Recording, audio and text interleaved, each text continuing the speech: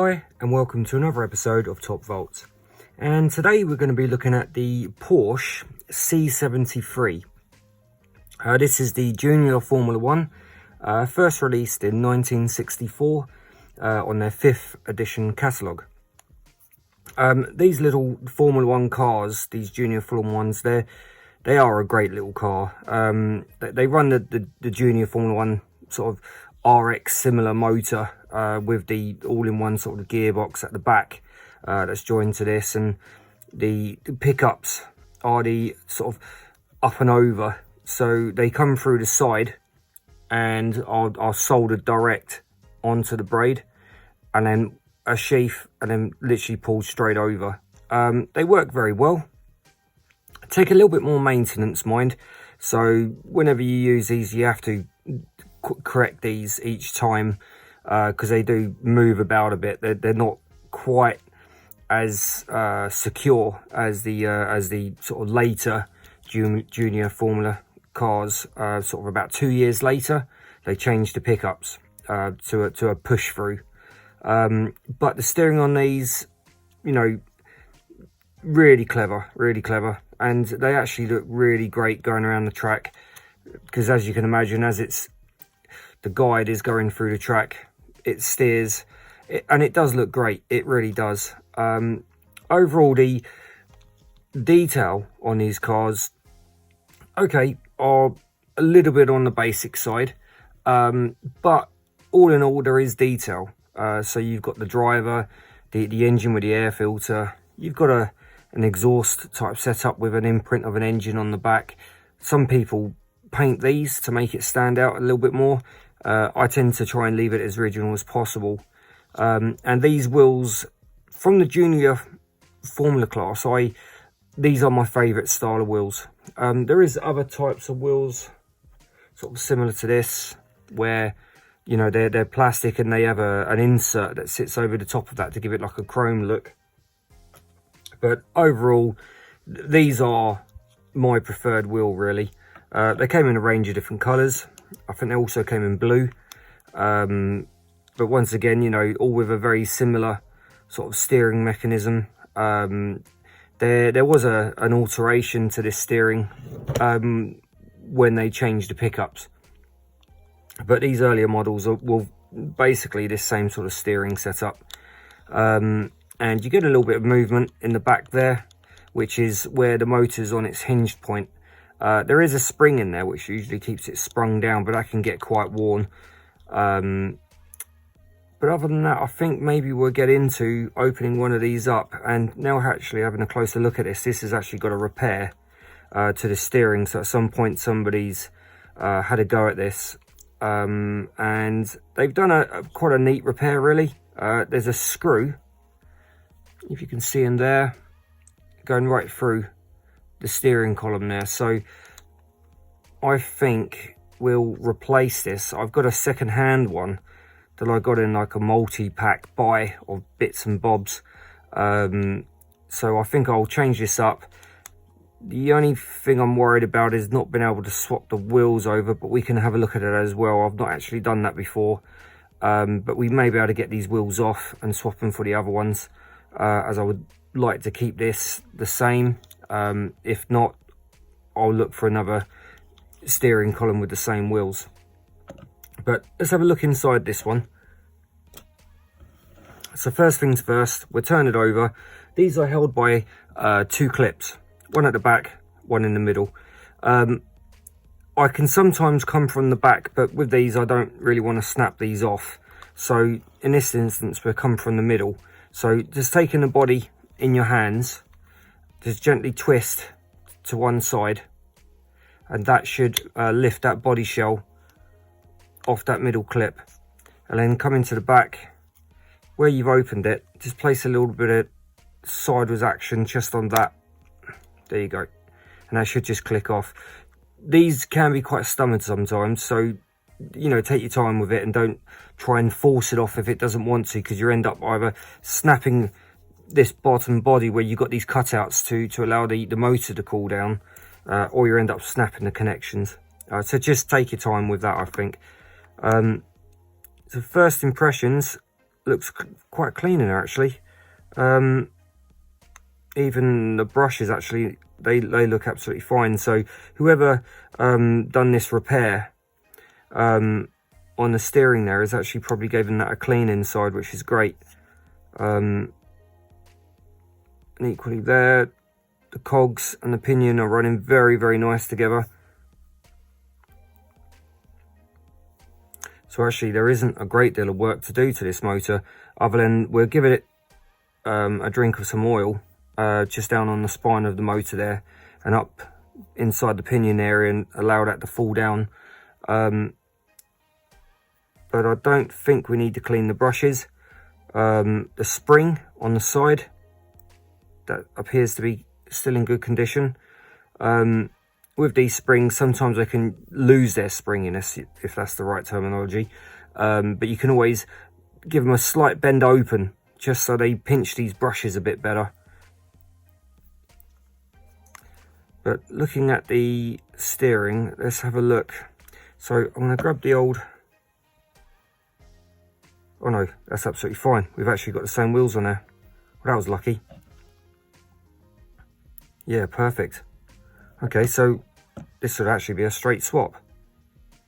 The only difference with these, I've noticed, is I have these two areas, which I have on another junior Formula, like a Cooper, I think it is, has these two holes, which I believe could possibly be for the cables. Now looking at it, because these cables just kind of sit down either side, but you would have to feed those through before you solder them. But the other car I've got, they don't actually pass through that. So if anybody's got any information on these, whether that is correct, whether those wires do pass through those, would be interesting. I may try on another car and see how it works. But first things first, we'll change this over.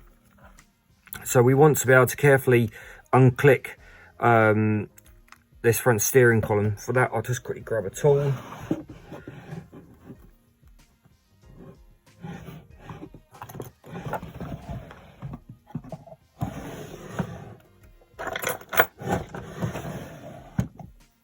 Okay, so first up we'll relieve the back. So I tend to just like to get under the clip, so I don't put too much strain. So let's release that. So just using a nice point, you can get under the clip. So under the clip and then just lightly lift. And that saves having to put any strain on the steering. Because even though this is a repair, if I have another car that comes up that this is completely broken, I'll probably utilize this just to keep the car running for now until I can source the correct component for it. Similar to what I've done with this is something I found on eBay, but it came as part of a job lot with a load of other parts. So kind of struck lucky really that I needed a car, that I had a car that needed this part. But that's usually how it works with these old cars, is keep looking around for and trying to source parts. The braids, so you just push those forward and you just need to slide them out the side. There is literally under friction inside these guides. Being careful not to break the what do you call it, the protector. It's like a resistor to stop radio interference. So I'll just push that to one side, and then the same on this side, and they should just lift out.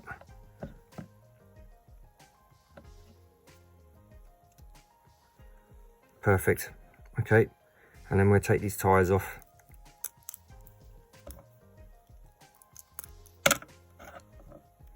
And I'll put this to one side.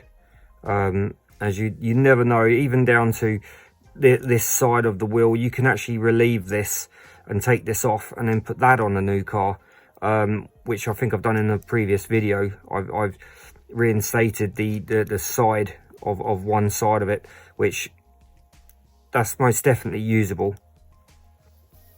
So we'll put that to one side. Okay, so we'll put the pickups back onto this one.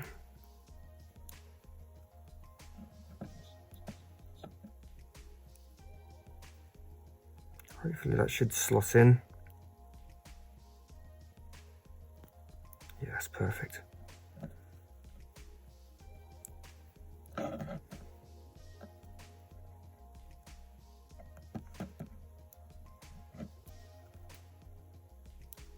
This side's a little bit more stubborn. Nope, but it went in perfect. And just bring those braids back over.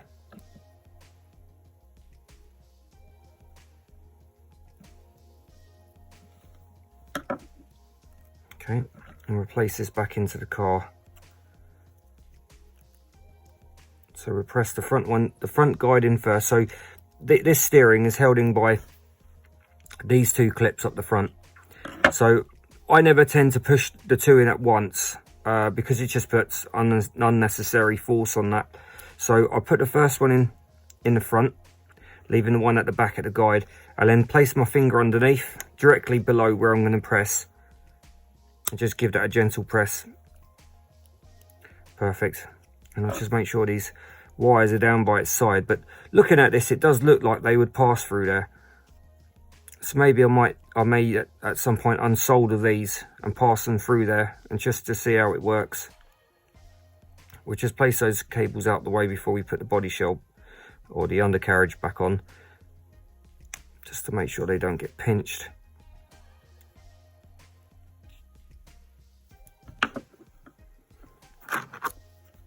Okay, we'll place this back on. Once again, just do one at a time. If you do the front one, sorry, not the front one, but the middle one first, and that will ensure that the wires don't get caught. But once again, give it a bit of support behind, a gentle push. Okay, that's brilliant. And now for the back. Okay. Yeah, that does feel great. It's very loose actually, this, or free should I say, not loose. Let's place these tyres back on.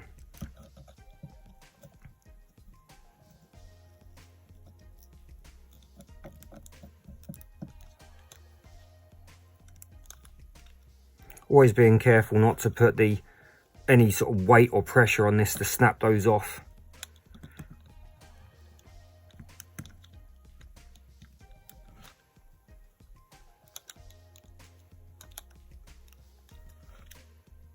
Okay.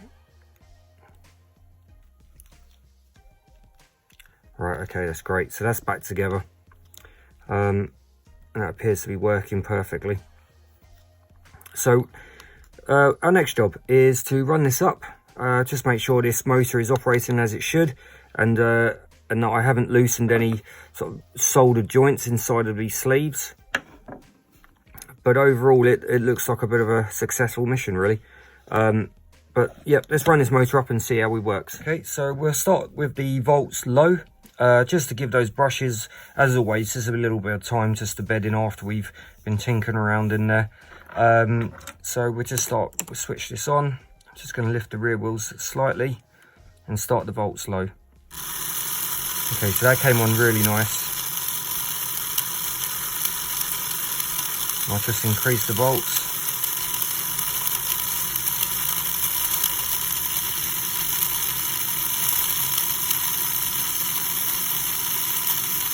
And that's holding steady.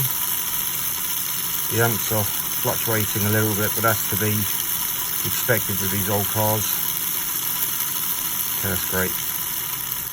Perfect. Okay, well, thank you for watching my video. I hope you've enjoyed the content and found some of the tips of use. As always, any information on this car or advice that you would like to give on these Formula 1 Juniors, I mean, they are great fun to play with. And actually, I really enjoy working on them. They're very simple, very easy to work around. They can be a pain to keep running at times, but that's part of the challenge really, and part of the enjoyment. And as long as you keep enjoying it, you know, these are a lot of fun. But thank you very much for watching my video, and I'll see you at the next one.